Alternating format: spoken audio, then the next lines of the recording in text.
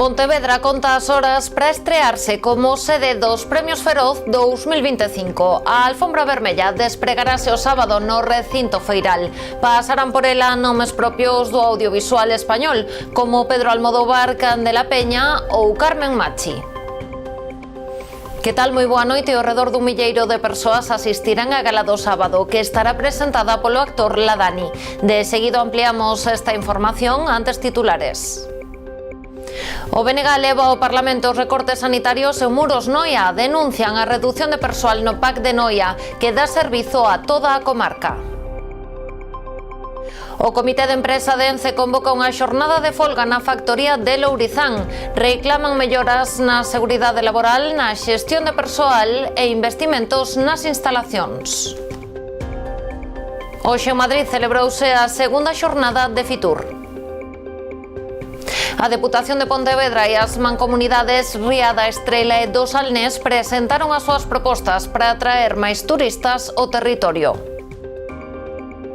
A Asociación de Empresarios de Ribeira repartiu 5.000 euros na campaña de Nadal. Os premiados recolleron hoxe os vales de compra de entre 300 e 50 euros. Estamos nas novas do día. Comezamos.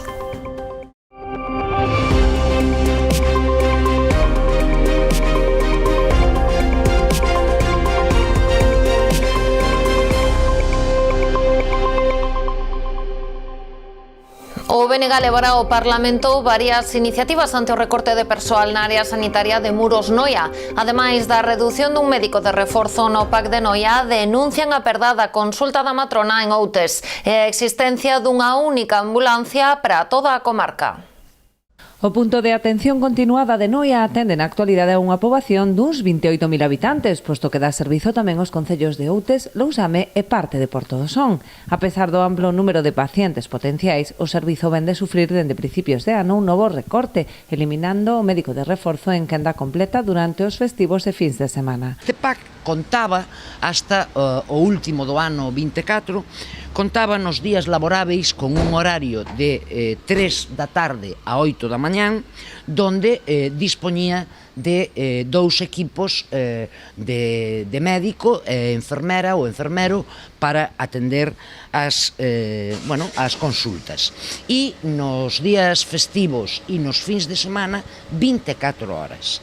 Só que nestes días, nos festivos e nos fins de semana, pois tiña un reforzo de un terceiro médico, de unha terceira persoa de persoal médico, que reforzaba de 8 da mañán a 10 da noite. Pois ben, este último médico, este reforzo, ven de ser suprimido desde o primeiro de ano, de maneira que suprimen o horario de 8 da mañán a 10 da noite, que era o que tiña, insisto, sábados, domingos e festivos, e mantéñenlle únicamente un horario de 10 da mañán a 3 da tarde. Esta nova reducción de persoal prodúcese no marco dunha política de recortes que derivou tamén na perda da consulta da matrona en Outes, que podería pasar a ser compartida con Noia, tal e como aconteceu coa de pediatría. Temos a pediatra a tempo parcial, combinada tamén coa atención en Noia. Agora quedamos sin matrona e probablemente, si volve, pois será tamén para compartila con outro concello. En Porto do Son teñen moitas dificultades para conseguir médicos porque non reforzan os servicios cando hai vacacións ou cando hai baixas. Os nacionalistas denuncian tamén a situación do servizo de ambulancias cunha soa para toda a comarca, que debe ser atendida ademais polo propio persoal do PAC. Unha ambulancia, ademais, que cando necesita ser medicalizada por cuestións de algunha urxencia, ten que facelo co persoal do propio PAC. Isto implica que, cando hai esta urxencia na que ten que acudir unha ambulancia medicalizada, o PAC queda sen persoal para atender calquera urxencia dunha persoa que poida chegar nese momento, ou un persoal minguado para calquera urxencia dunha persoa que poida chegar ao propio punto de asistencia continuada. Ademais de presentar iniciativas no Parlamento para reclamar unha atención primaria de calidade, as distintas agrupacións levarán aos plenos dos concellos estes recortes. O vindeiro xoves 30 de xaneiro os traballadores de Ence en Pontevedra irán á folga. O comité de empresa vende convocar un paro de 24 horas na factoría de Lourizán. Explican que a decisión se debe a absoluta falta de comunicación e vontade negociadora que achacan á dirección da empresa. Os representantes sindicais piden ao cadro de persoal que contacten con eles ante calquera presión ou coacción da compañía para que non exerzan o seu dereito á folga. Recordemos que o pasado 15 de xaneiro o comité de empresa daba públicamente un ultimato a Ence para mudar unha situación que cualifican como insostible en materia de seguridade laboral, xestión de persoal e investimentos nas instalacións. O PP de Ribeira demanda a recuperación da antiga nave de conservas cerqueira para uso municipal. Levarán a pleno unha moción instando ao goberno local a demandar a Costas a reversión da concesión dos terreos emprazados en Bandourrío. Os populares piden ao goberno local que retome as xestións iniciadas polo anterior executivo do PP para reverter a concesión da antiga nave de conservas cerqueira, emprazada en zona de dominio marítimo terrestre no barrio de Bandourrío. O que solicitamos ao executivo local, dende logo, é que faga as xestións oportunas para poder recuperar esa nave e que sexa propiedade do ente local a través desa xestión a través de con costas do Estado para revertir o que é a concesión. Creo que eran unhas xestións que xa no seu día Manolo Ruiz había iniciado cando esa fábrica estaba a punto de quedar sin actividade, e agora eu creo que é o momento de retomala para revertir esa concesión e dende logo poder chegar a un acordo, a un entendemento ca empresa propietaria da nave para proceder a unha compra xusta e unha compra que se poida negociar por parte do Concello coa propia empresa. A proposta dos populares contempla a compra do inmoble para poñer a disposición da Asociación Social e Cultural de Bandourrío para dinamizar o barrio con diversas actividades. Unha solicitude que ademais conta co beneplácito da veciñanza. Sabemos que a Asociación de Veciños de Bandourrío leva moitísimo tempo tamén insistindo ao goberno tripartito en que se poida levar adiante esta compra e conseguir unha nave que sería un elemento de dinamización, ademais, no barrio. Creemos que se pode adicar a moitísimas cousas, como un espacio multifuncional, un espacio de ocio, un espacio social, cultural, e que lle dé vida ao propio barrio. O PP apela ao consenso, tanto coa oposición como coa propia veciñanza, para definir os futuros usos da nave unha vez pase a titularidade municipal. O Concello de Pontevedra ofrecerá á Xunta de Galicia unha parcela na Rúa da Barca para acoller un centro de día de adultos con trastorno do espectro autista.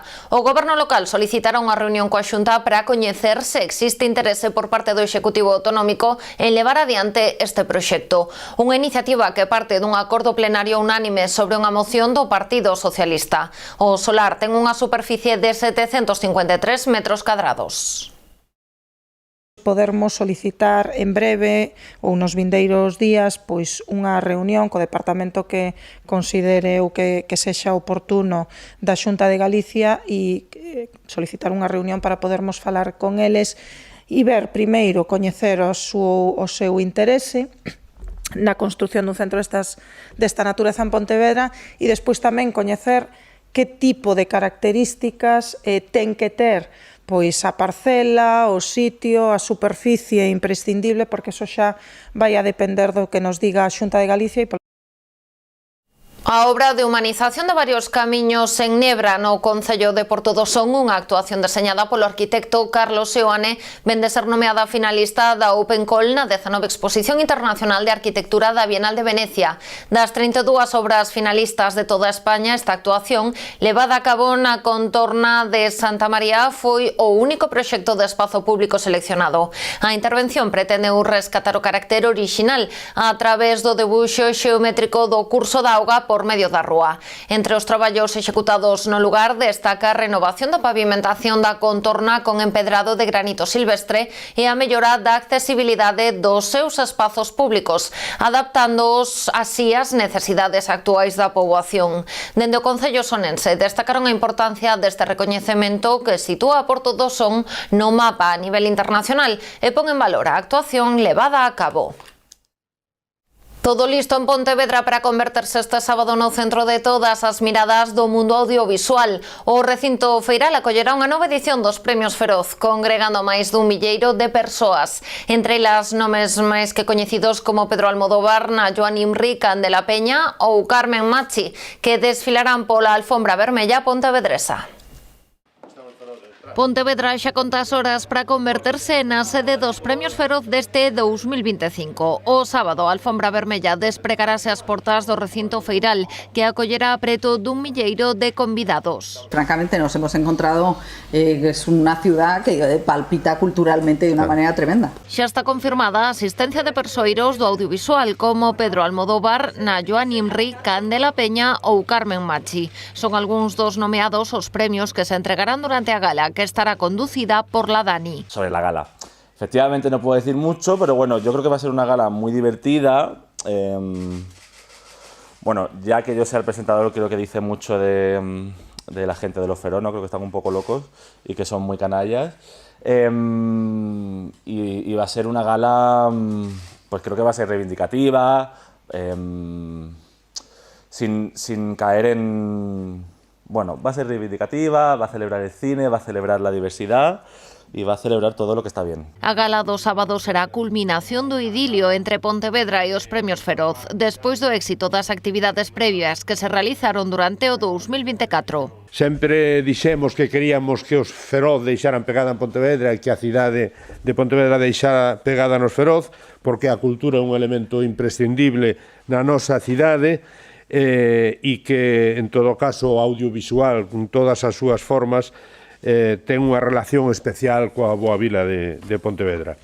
Y ha habido, como sabéis, como una treintena de previas de proyecciones y encuentros con la ciudadanía que han sido impresionantes, o sea, han desbordado todas nuestras expectativas. No nos había pasado en ninguna otra ciudad que hiciéramos tantas y que en tantas vinieran tantas personas. Así as cousas, a historia de amor entre a cidade pontevedresa e os galardóns continuará este ano. Pontevedra repetirá como sede dos Feroz no 2026, polo que se agarda un 2025 cheo de actividades que seguirán traendo ata a capital o mellor do audiovisual do Estado.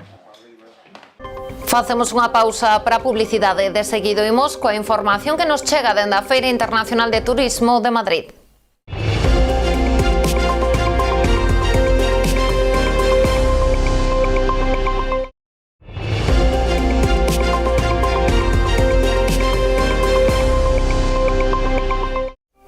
A Deputación de Pontevedra descubriu en Fitur unha campaña que cualificaron de rompedora. Por primeira vez o interior da provincia foi a protagonista, sen ningunha alusión á costa. Dende o organismo que preside Luis López creen que esta estrategia de Rías Baixas permite ao visitante descubrir unha parte descoñecida da provincia.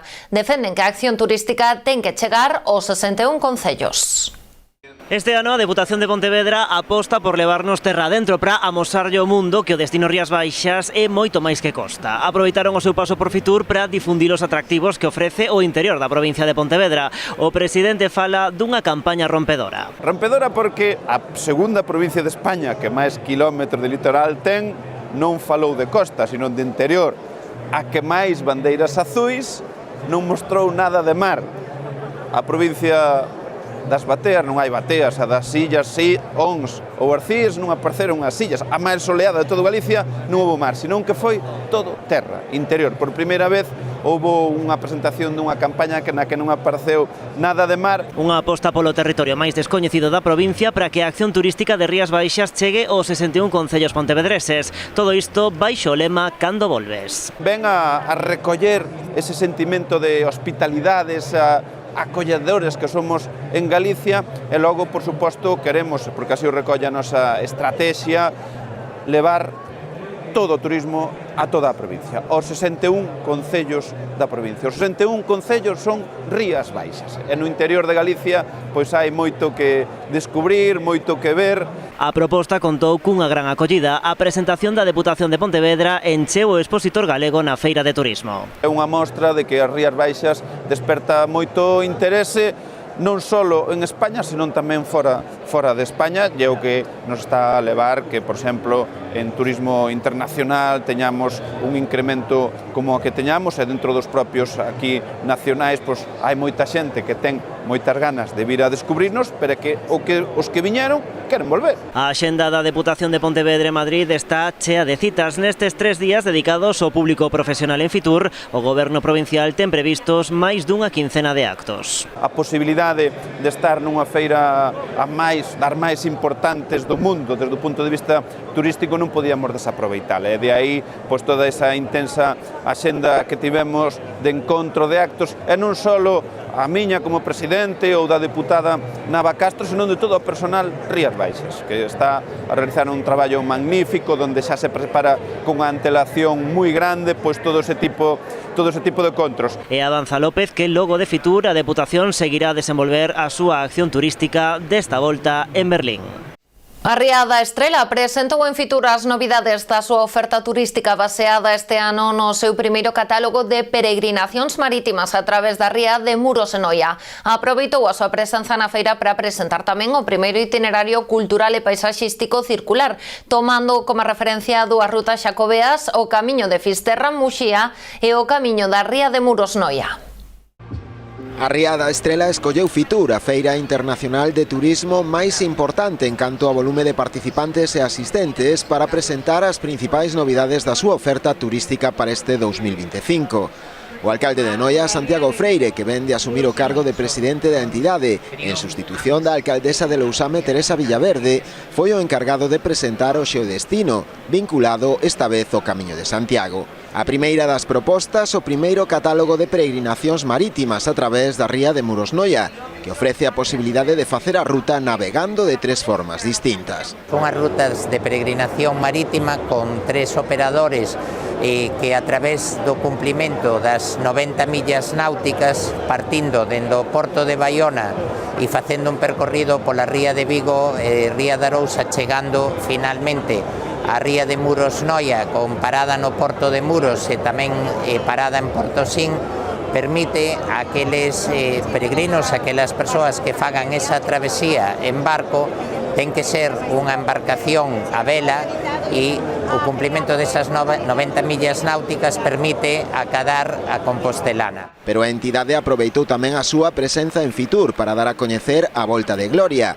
o primeiro itinerario cultural e paisaxístico circular baseado en 2 rutas xacobeas, como son o camiño de Fisterra-Muxía e o camiño da ría de Muros. Enlaza de 2 rutas xacobeas, a de Fisterra ca ruta da ría de Muros Noia, de tal xeito que un porcentaxe importante daqueles visitantes que fagan o seu percorrido hasta Fisterra poden continuar a través da Costa da Morte, a través de concellos como Cee, Dumbría, Carnota e Logos da ría de Muros Noia, Muros, Outes, Lousame, Noia e Portodosón, continuar esa peregrinación hacia Santiago a través do camiño da ría de Muros Noia. Propostas todas elas que buscan consolidar a Ría da Estrela como un destino turístico singular e apetecible. A Mancomunidade presenta en Madrid Salnés Slow Business. Trátase dunha nova proposta turística que ofrece a oportunidade de combinar traballo e lecer. Máis de 80 negocios e empresas forman parte xa desta iniciativa, dirixida a empresarios, altos executivos ou nómadas digitais que precisan un descanso pero non poden desatender as súas responsabilidades laborais. A Casa de Galicia en Madrid foi escenario elixido para a posta de longo de Salnés Slow Business, coa presenza de todos os alcaldes da comarca, agás do de Vilanova, que estivo representado polo seu tenente de alcalde. A Mancomunidade presentou esta proposta turística pensada para aqueles que buscan combinar a vida persoal e laboral. Necesitamos diseñar productos que nos permitan adaptarlos a las necesidades de la sociedad. ¿Y cuál es una de las principales necesidades que tenemos hoy en día? Combinar el trabajo con el descanso. Ser productivos mientras disfrutamos. Salnés Slow Business aglutina xa unhas 80 empresas do sector, recollidas nunha páxina web específica. Din dende a Mancomunidade que é un novo xeito de adaptarse ás necesidades do futuro. Está dirixido especificamente a un perfil de empresario ou alto executivo que precisa un descanso, pero que non pode desatender as súas necesidades laborais. El Salnés Slow Business es un producto de futuro. La principal necesidad que va a tener la sociedad y sobre todo aquellas personas pues, que tienen un nivel socioeconómico elevado y que tienen pues poco tiempo y mucho trabajo es combinar lo que decíamos, el trabajo con el descanso. Y el Salnés contiene todos los recursos para poder ofrecer eso. A oferta non só recolle aloxamentos turísticos, senón tamén opcións de transporte con chofer privado, retiros espirituais ou ofertas de lecer. Un xeito, explican dende a Mancomunidade, de desestacionalizar a demanda turística e espallala ao longo de todo o ano. Hai meses, que pueden ser julio, agosto, incluso junio, incluso septiembre, que hai un gran número de turistas, visitantes.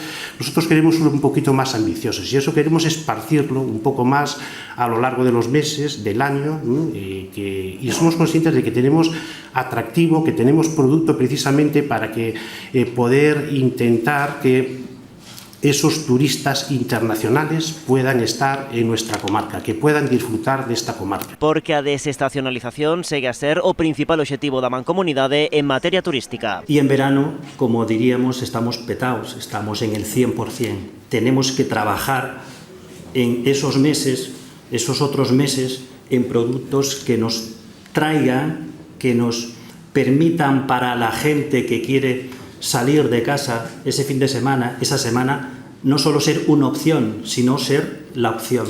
Neste acto, o que tamén asistiron representantes do sector privado, participou o presidente da Deputación de Pontevedra. Luis López aproveitou para enxalzar a comarca do Salnés como un piar fundamental dentro da estrategia turística das Rías Baixas. Os concellos de Sanxenxo e o Grove van da man na organización e promoción da segunda edición da Media Maratón Entre Rías. Esta tarde os alcaldes dos dous municipios protagonizaron en Fitura a posta de longo desta proba, que se vai celebrar o 18 de maio polo borde litoral dos dous municipios. Telmo Martín e José Antonio Cacabelos reivindicaron a importancia do traballo conxunto entre concellos con independencia da súa cor política. O stand de Galicia en Fitura colleu esta tarde a presentación da que será a segunda edición da Media Maratón Entre Rías. A proba vaise celebrar o 18 de maio, organizada polos concellos de Sanxenxo e o Grove. Que a xente que lle gusta as medias maratóns teñen unha oportunidade única. Estamos convencidos, tanto o Grove como o Sanxenxo, de que esta vai ser unha proba que no calendario vai a pesar moi forte nos anos vindeiros e vai ser unha proba deportiva moi importante de Galicia e de España. A proba percorre o borde litoral de ambos municipios. Os dous alcaldes poñen esta media maratón como exemplo de traballo conxunto entre concellos. É unha proposta conxunta, dous concellos, o Grove, Sanxenxo, en común traballando para promocionar os nosos destinos turísticos a través dunha proba deportiva tan interesante como é unha media maratón que vai a percorrer as rúas e as costas destes dous concellos. Sale do Grove e chegará a Sanxenxo. A media maratón vai ter lugar en plena Ponte das Letras Galegas. Martín e Cacabelos falan de importancia de organizar este tipo de actividades fora da tempada alta para apoiar o sector turístico e hostaleiro. Ese fin de semana que queremos que en temporada que ainda non é alta, pois prestar, digamos, as nosas instalacións tanto do Grove, infraestructura hoteleira, como de Sanxenxo, infraestructura hoteleira, no Grove gastronómica, no Sanxenxo gastronómica. Deste xeito, tanto o sector público como privado dos dous concellos, que exactamente a través do deporte e de eventos deportivos podemos acadar ese obxectivo que sempre nos marcamos, que é desestacionalizar. Estamos falando dun mes de maio, dunha fin de semana, que creo que vai a permitir aos galegos e galegas que practican este deporte, pero tamén os de fora, a chegarse esa fin de semana aos dous concellos. Ambos rexedores aproveitan para reivindicar este tipo de accións e a unión de dous concellos que, aínda que de cor política distinta, traballan polo mesmo obxectivo. Somos de colores distintos políticos, o alcalde do Grove do PSOE, eu son do PP en Sanxenxo, pero eso quedou a un lado. Nós, cada vez que estamos gobernando, tanto o señor Cacabelos como eu mesmo, temos moi claro que os veciños non teñen colores políticos a hora de facer o mellor que poidamos para os nosos povos. É o que estamos facendo. E lembran que teñen en común xa outros proxectos en marcha como o de Red.es, a través do que están a impulsar unha web turística conxunta.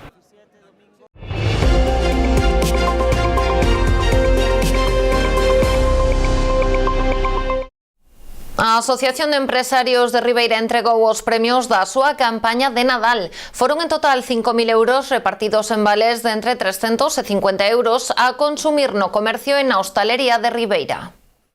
Os afortunados premiados da campaña de Nadal de Ribeira recollían esta mañá os vales de compra cos que resultaron agasallados. Foron en total 3 premios de 300 euros, 6 de 250, 10 de 100 e 32 de 50 euros, por un valor total de 5.000 euros a gastar no comercio e na hostalería local. Entregamos 5.000 euros en vales de compra, pois estamos satisfeitos en este sentido de que nos haya salido unha campaña bastante compleja en estes sectores tanto de comercio, de restaurante e hostelería, a implicación de toda a ciudadanía de Ribeira e de fora de Ribeira. En este sentido, seguimos apostando polo comercio local, agradecemos ao Concello a implicación ca asociación para poder levar a cabo este tipo de actividades e, bueno, por a nosa parte, pois seguir animando a que a xente consuma no comercio local. Queremos seguir apostando por Ribeira, que Ribeira teña actividade completamente distinta a outros concellos para que Ribeira a xente se este a gusto, veña satisfeita e pode disfrutar de actividades que non hai en outros concellos. Dende o Concello destacaron o importante labor que realiza a patronal con este tipo de campañas. Nesta de Nadal repartíronse 1.200 rifas e esgotáronse os tickets de parking que os asociados poñen a disposición dos seus clientes para disfrutar de estacionamento gratuito mentre realizan as súas compras. Estaba dicindo que eran 120.000 rifas, es todo un éxito, acompañando con el tema de las rebajas y los precios asequibles y, como nos dice muchas veces el señor alcalde, unos precios en un parking muy fáciles para muchísima gente y por muchísimos vecinos. Esto anima a comprar en el comercio local, esto avala que vuestro trabajo implica que la gente se involucre más en el comercio local.